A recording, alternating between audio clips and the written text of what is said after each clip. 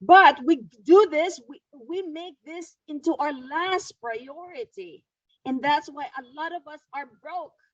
I And want to that's why welcome you all. So welcome to the show. My name is 𝗥𝗵𝗲. my name is Ria. So today's topic is budget deficit of an individual. And this is from the book of Robert Kiyosaki, Increase Our Financial IQ. There are 15 lessons, key takeaways from the book, Budget Deficit of an Individual, this particular topic. So first lesson is that we have two choices when it comes to financial IQ. Number 3, which is budgeting our money. And the two choices are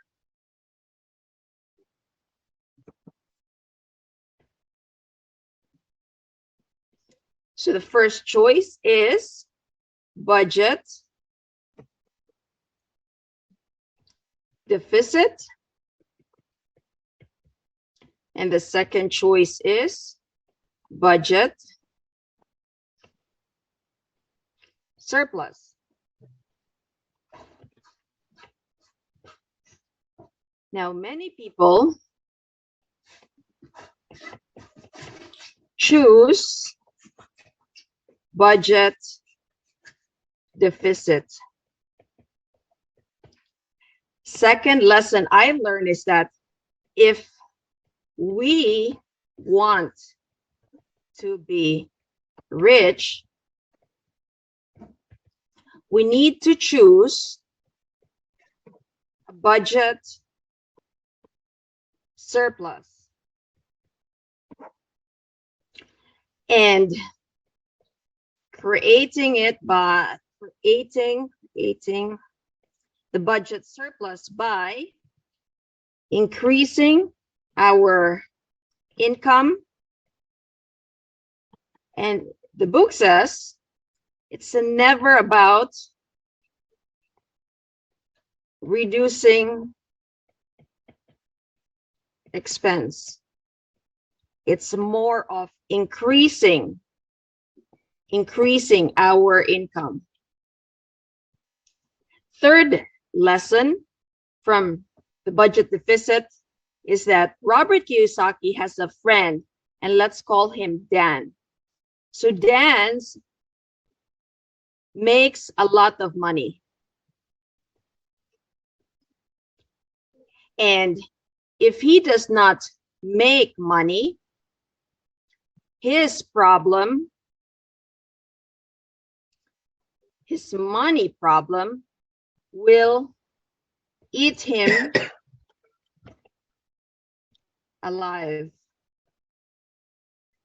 So then, when he makes a lot of money, he either buys a bigger home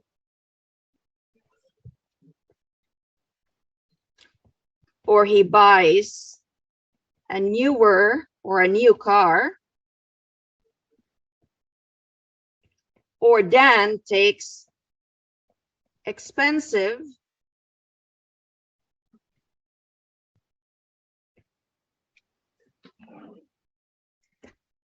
vacation.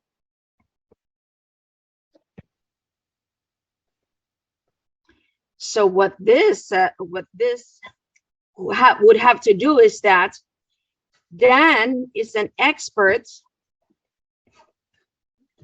in making more money, and it makes his money problem worst, because it's going into budget deficit. So what budget deficit means is that your expenses are equal or greater than your income. So lesson number 4. The budget surplus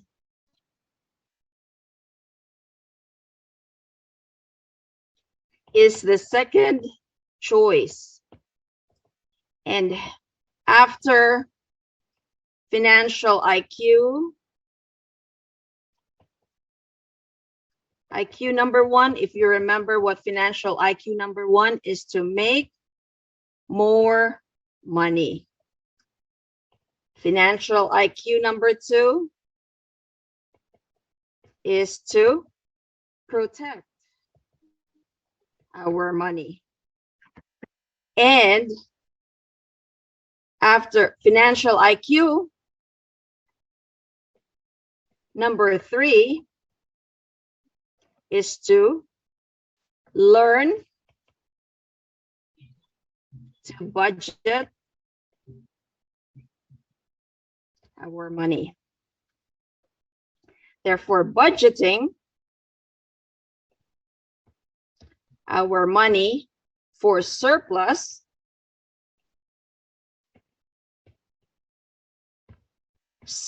is the key. Surplus is essential. It is very important. It is very vital for achieving our financial integrity.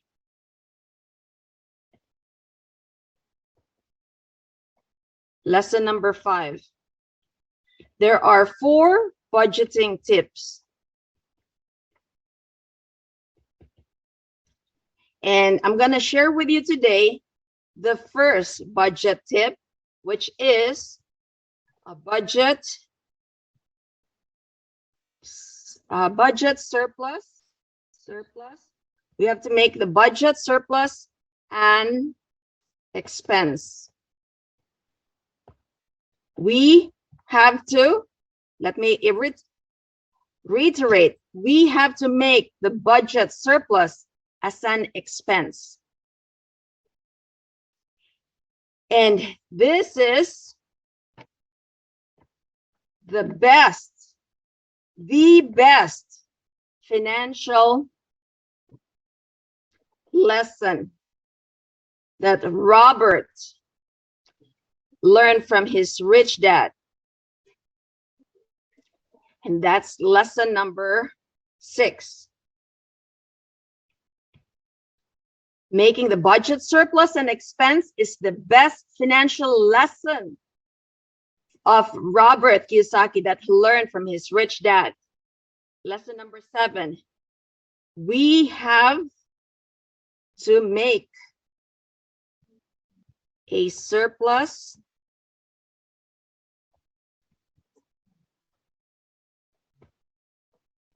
an expense. In order to create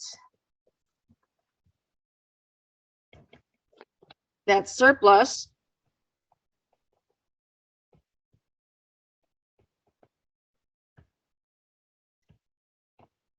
our financial statement should look like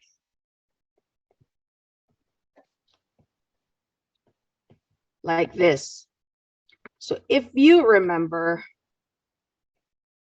this is 2 quadrants, and this is called income, and this is called expense tab.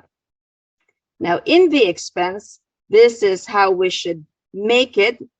The budget surplus, we need to make a budget surplus an expense.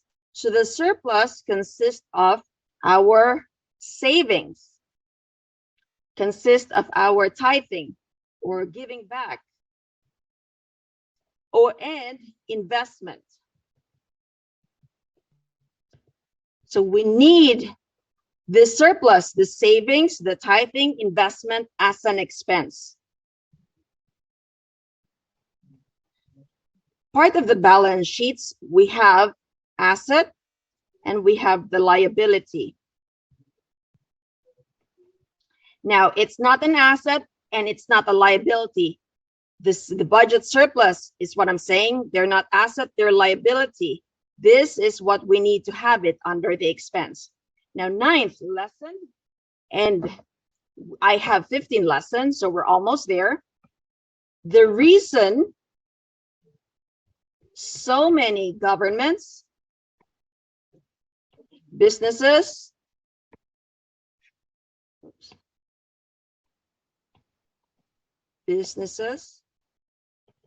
and individuals fail to create a budget surplus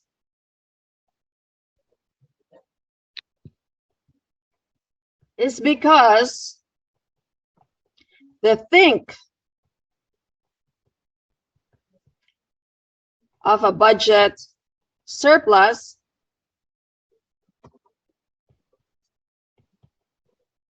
is this: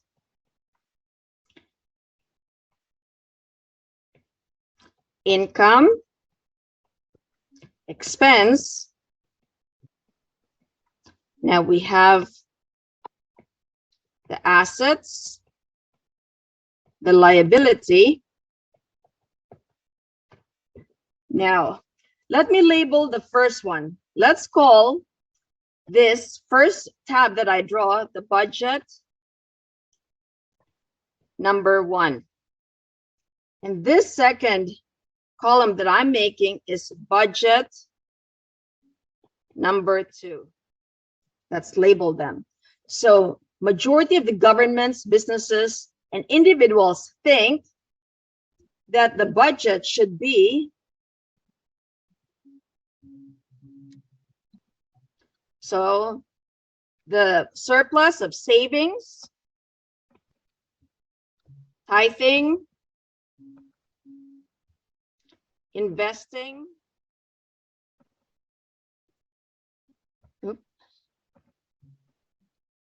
so their think is that the savings, tithing, and investment are in the asset column, when in fact, Robert Kiyosaki, the Rich Dad, Poor Dad, recommends that number 1, the budget number 1, which is the savings, tithing, and investment, should be an expense. Let me just charge my iPad. I'm low bat. Give me a second.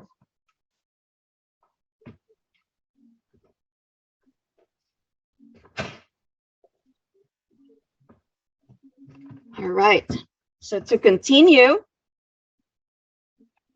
so that's how majority of us think, that our savings, tithing, and investments are in the asset column. And we should stay away from that think. Now, lesson number 10. In Rich Dad, Poor Dad,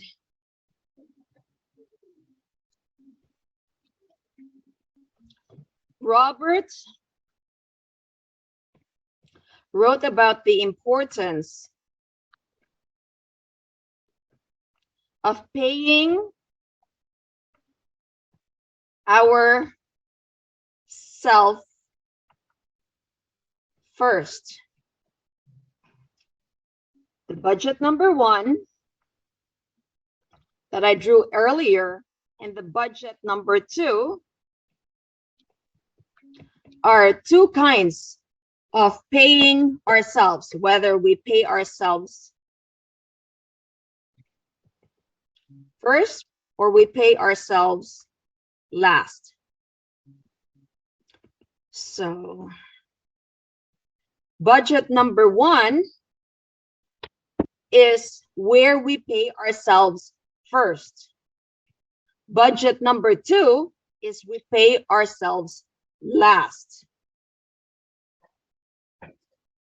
Now, lesson number 11, we know that we should save tithe or give back, and invest. Lesson number 12, the problem is after paying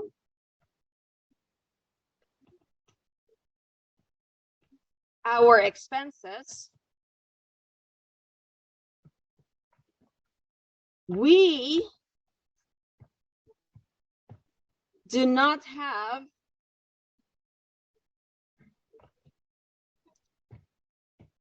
any money left to do what? To do saving,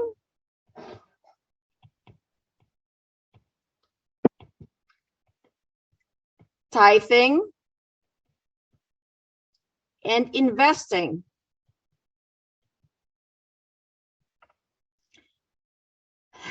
Lesson number 12, lesson number 13. And the reason why we don't have any money left is because of our things we consider saving, tithing, investing as the last priority.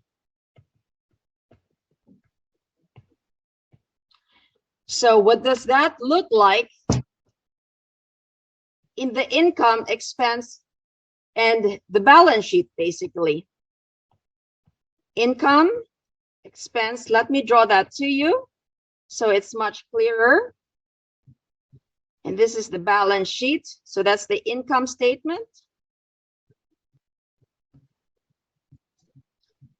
This is the balance sheet, which has the assets, the liability. So those savings, tithing, investing belongs to the assets sheet. In other words,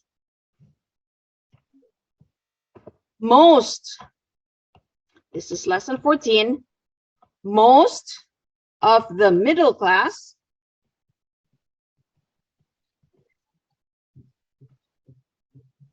financial priorities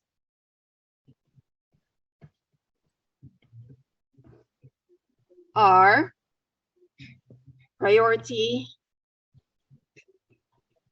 number 1, priority number 2, priority number 3, and priority number 4. Priority number 1 is to get a high paying job. This is the middle class financial priorities. Priority number 1 is to get a high paying job. Priority number 2 is we make our mortgage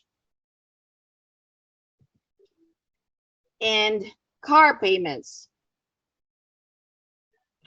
Our priority number 3 is we pay our bills on time. And priority number 4 is to save, tithe, and invest. So if we look at this income statement and the balance sheet, the income, which is for the income for the middle class financial priorities, the income would be the first priority. Next is to make mortgage and car payments. So the liability is the second priority. The third priority of the middle class financial priorities is to pay our bills. So this will be in the expense. And the fourth priority, which is to save, to tithe, and to invest, is the fourth priority. This is our last. So according to the book, the 15th key takeaway is paying ourselves first.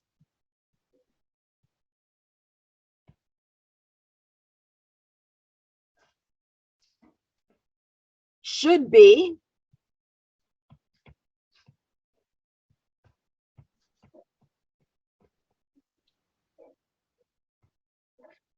our first priority, because a lot of the middle class, paying ourselves is the last. So our think needs to change. In order for our financial statement to change, we need to change our think. We have to pay ourselves first. Now, how do we do that?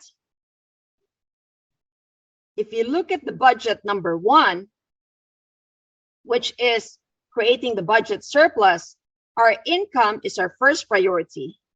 The second would not be a liability. The second would be to have savings, tithing, investing as an expense. Now, to recap on my talk today, which is from the book of Robert Kiyosaki, Increase Our Financial IQ. Today's topic is budget deficit of an individual, and there are 15 lessons that I would like to share today. First lesson, we have 2 choices, and the 2 choices of the budgets, the budgeting, financial IQ number 3, which is budgeting our money. The 2 choices are budget deficit or budget surplus. And many people choose the budget deficit. Second lesson, if we want to be rich, we should choose budget surplus. And how do we do that? By creating more income. More income. And it's never about reducing the expense. Third, Robert in the book gave an example of his friend. His name is Dan. Dan makes a lot of money, a lot of money. Now, if he does not make a lot of money, his money problem will eat him alive. Why? Because when Dan makes more money, he buys a bigger home. He buys a new car. He takes expensive vacation. Now, Dan is an expert in making more money and making his money problems worse. Why? Because he goes into budget deficit. Budget deficit means your expense is either equal to your income or your expense is greater than your income. Lesson number 4, the budget surplus is the second choice. After learning financial IQ number 1, which is make more money, financial IQ number 2 is protecting our money. Financial IQ number 3 is learning to budget our money. Budgeting our money, especially budgeting surplus, is very essential. It is important. It is critical for achieving financial integrity. Lesson number 5. There are 4 budget tips, and today I'll be sharing the first budget tip, which is make our budget surplus an expense. Make the budget surplus an expense. Lesson 6. This is the best financial lesson that Robert learned from his rich dad, which is make the budget surplus an expense. Lesson number 7. We have to make the budget surplus an expense. Lesson number 8. In order to create a budget surplus, our financial statement looks like this. We have the income statement. This is the income statement, and we have the balance sheet. Now, the income statement would show our income and our expense. So the correct way of making a budget surplus, this is how the income statement would look like and the balance sheet would look like. If we want to make a budget surplus and expense, the saving, tithing, investment should be under this tab here. As you can see, the assets and the liabilities does not contain the saving, the tithing, the investment. It is in the income statement under the expense. Let's call this the budget number 1. And budget number 1 is where we want to go, what we want to be in the starting right now. Okay, starting right now, we got to think how we can make our budget surplus and expense. Don't wait for later. Don't wait for the future. Think of right now how you can make your budget surplus and expense. Lesson number 9. The reason so many government, businesses, and individuals fail to create the budget surplus because they think of a budget surplus is this. It's very different. Now we have the income statement and we have the balance sheet. Now, the income statement has the income and the expense. The balance sheet contains your assets and contains your liability. If you look, a lot of the government, the businesses, the individuals fail to create the surplus. Why? Because their think is this. The savings, the tithing, and the investment, they belong in the balance sheets under the assets. The saving, the tithing, the investments should belong in the income statement under the expense. So let's call this the budget 2. Lesson number 10. Rich Dad, Poor Dad, Robert, in his book, gave an importance on paying ourselves first. We should pay ourselves first. There's 2 budgets, right? The budget number 1, which I drew earlier, the budget number 2, which I drew earlier too. Budget number 1 shows that we pay ourselves first, and that's where we need to be. That's where we need to think and to go to. Budget number 2 is where I am and where majority of us lies on. We pay ourselves last. Lesson number 11.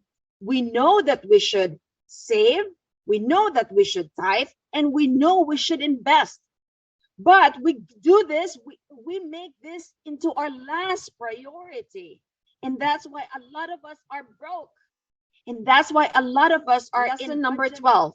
The problem is, after paying our expenses, we do not have any money left to save, to tithe, and to invest. Why? Because we make it into our last priority. Lesson number 13. The reason is why we make this last, because our think is different. Our think is the think of the poor. We should consider saving, tithing, and investing. We consider saving, tithing, investing as our last priority, when we should consider it as our first priority. Now, this is how the middle class income financial statement is. So we have the income statement, we have the income, we have the expense, we have the balance sheets, we have the assets, and we have the liability. Now, the middle class financial income priority are the saving, the tithing, and the investing is the last. They are in the asset column when they should be on the expense column in the income statement. The middle class, the saving, tithing, and investing are in the balance sheet. 14th, most of the middle class financial priorities are priority number 1, get a secure, high-paying job. Priority number 2, make your mortgage and car payments. Priority number 3, pay your bills on time. Priority number 4, which is the last one, save, tithe, and invest. So if we look at this income statement and this balance sheet, the middle class financial priority, the income is the first priority. The second, which is pay our mortgage and car payments, is our second priority. Our third payment is to pay our bills on time. And the fourth priority, the last priority, is to save, to tithe, and to invest. That's our last priority. We should reverse that. The fifth lesson is paying ourselves first should be our first priority. So those are my lessons from today's topic, a budget deficit of an individual. Let me know in the comment section below what you've learned. Stay tuned for the other 3 budget tips that I'll be sharing with you in the next couple of days only in 𝗥𝗵𝗲 show. Great, that's wonderful, Ria. That is wow. I mean, I took a bunch of notes, and I'm sure, guys, you took some notes because she shared nuggets right there. Ria, okay, so I do have questions. So when you say there were 2 kinds of budget, the 2 kind of the choices that you have, right? Budget deficit, budget surplus. Why do people choose deficit? Why choose that? Why do they choose? Why do you have to choose? Because we've been financially misinformed. According to one of our mentors, 𝗥𝗵𝗲, people are financially misinformed. According to Robert Kiyosaki, number 1, our first priority is to get a secure, high-paying job. Number 2 is to pay our mortgages and car payments. Number 3 is to pay our bills on time. And number 4 is to save, tithe, and invest. So we make ourselves the last priority. And because I came here uneducated, without financial education. It's only through investing in myself that I learned a lot from my mentors. One mentor does not have all the answers. So we have a lot of mentors. I have a lot of mentors. And from reading the books of my mentors who are very wealthy, either multimillionaires, 500 million, $500 million, or to billionaires, they say the same principle, which is to pay ourselves first. So it's not about reducing expenses. It's about creating incomes. So what does Robert Kiyosaki have? What does 𝗥𝗵𝗲 have? They have multiple drips of income. What do the other billionaires and wealthy have? They have multiple drips of income. So, when you say, you know what? So when you say that you have to paying yourself first, right? Paying yourself first. A lot of people obviously think that why do we need to pay ourselves first? Because they don't have the money. So if they're paying themselves first, because the thinking is we need to pay our people, our staff, our employees, we need to pay them first, and then we pay ourselves last. So paying yourself first, like maybe pay a portion, what would you say, like pay 10% of your earnings. So if you want to pay yourself, you put away that 10%, right? That you're paying yourself first, put away 10%. Is it 10% or 40% you just put away? It depends on several mentors, right? So if unless Brad says, he says 40%. That's right. He says 40%. And you can pay yourself 40%, but you don't. And you do not have to forget, how do you pay yourself 40%? Is to create multiple drips of income. Then yes, you're able to pay yourself 40%. That's why our first priority is always income. Always create multiple drips of income. It's never about lowering down our expense. We have a base expense, that's it. But when we create lots of income, how far can we go? The sky is the limit. Right. So you can even pay the 10%. You can even pay a portion, that 10% of your earnings. You can just stash that away. That could Yes, be you are fine. correct. Yes, in the beginning, yes, 10% is better than zero, because a lot of us do. We make saving, tithing, and investing a last priority. Now, if we make it the first priority, then we will say, oh, I don't have any money to buy a bigger home. Oh, I don't have any money to buy a brand new car. Oh, I cannot afford this expensive vacation. So I'm going to delay gratify myself. I do a lot of delayed gratification. I do not deprive myself of having, vacation here and there, but I cannot afford a European vacation like what Grant did. He had a yacht, 2 weeks vacation on some European, Some island, yeah. right? I cannot do that, but I can afford to go around the USA. So I'm still taking vacation, but it's not a lavish, expensive vacation, although that's one of my bucket lists, right? So I'm delaying myself for those expensive vacation. Why? Because I prioritize making a lot of income, having assets that would give me great passive income for me, so that when I have a lot of those passive income, I can have those lavish vacation without me having to worry, how am I going to pay for this? What expenses do I need to reduce? You so that need to have that peace of mind. Yeah, you know what? You need to have that peace of mind, because then, you don't want to be constantly saying, oh, well, how am I going to pay for this vacation if you decide to go on that luxury vacation? And say you had so many people with you, and now you're thinking, oh my gosh, how am I going to pay for the vacation? I have everyone here with me. That is kind of embarrassing. So you don't want to put yourself in that embarrassing situation. So allow yourself the time to get into doing that. Delayed gratification is the key. Delayed gratification, invest in yourself, save, tithe, and invest. I believe in tithing because I believe what you give, you will always receive tenfold. And if you have a bigger why, of helping a lot of people in your community and beyond your community, to foreign countries, to foreign lands, you will get a bigger return. And so why do people need to make a budget surplus and expense? Why? Because that's how we can create more income. So if you remember the income statement, we have income, which is from our job or from other if I'm a nurse, I can do double work, and that expense. So let's say, for example, I have properties, okay? That's an expense on my part on the income statement of my business.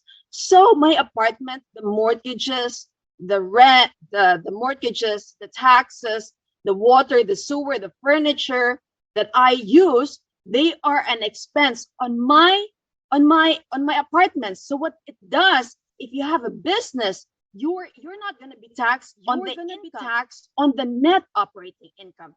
Now let's contrast that to a regular employee. I was once a full-time employee and a part-time employee working as a physician. So if I buy a furniture for my home, if I pay for my taxes for my home, if I pay for the mortgage, the principal and the interest for my home, those things I cannot write off. They are not tax deduct, because why? I'm an employee. But if you're a business, those items you can get. Yeah, you can write them off. Yeah. Home office. So now, if you're an employee, your income, you will be taxed on your income. You will not be taxed on your net operating income, because those things, the home office deductions that the business owner can avail, you cannot avail of it. Your car, your principal and interest, your taxes, you cannot avail of those tax advantages, those loopholes, because you're an employee. However, if you're an employee and you have a side business, you have a side hustle, you have an apartment, that's then different. Those are tax deductible. The question is, can you tax write it off? Because even if you have a business, right, you have to meet certain criteria to fully get the tax write off of that property. So what's the criteria that you got to meet? Yes. So I will be doing a live webinar this October 7th, where I share my secret sauce of how I got those tax write-off. So what I will share with you is that you have to make a certain amount of time, your hours. It's called real estate professional. When you're working as a physician or as an engineer or as a nurse, you have to meet certain criteria, certain hours, and you have a side business. If you're able to do those, you're making tons of money, then you can tax write it off. So that will take another 2 hours, a long time. Yeah. Okay. Okay. That's great. We got it. You know what? That is, but this information, guys, it really is. You know, we need to learn about this. We need to know it. And obviously, you know, everything comes with time. The more you do it, the more you get to know about it, and the more you're going to get better at it. So that is so good. Ria, thank you. Really appreciate that. Well, guys, we have come to the end of another show, and we hope you've enjoyed. We've hoped that, you know, it's great to always see you and be with you, that you can, you know, share, learn, and grow in your lives, right? Because I mean, at the end of the day, that's what it's all about. You're here to learn and implement on knowledge. Knowledge on its own is power, but knowledge without the implementation, you know, is not good. So you need to implement what you are learning, what we are sharing with you. So guys, we've come to the end of the show, but stay tuned and we will see you the same time tomorrow morning. And in the meantime, make the rest of the day the best of your day.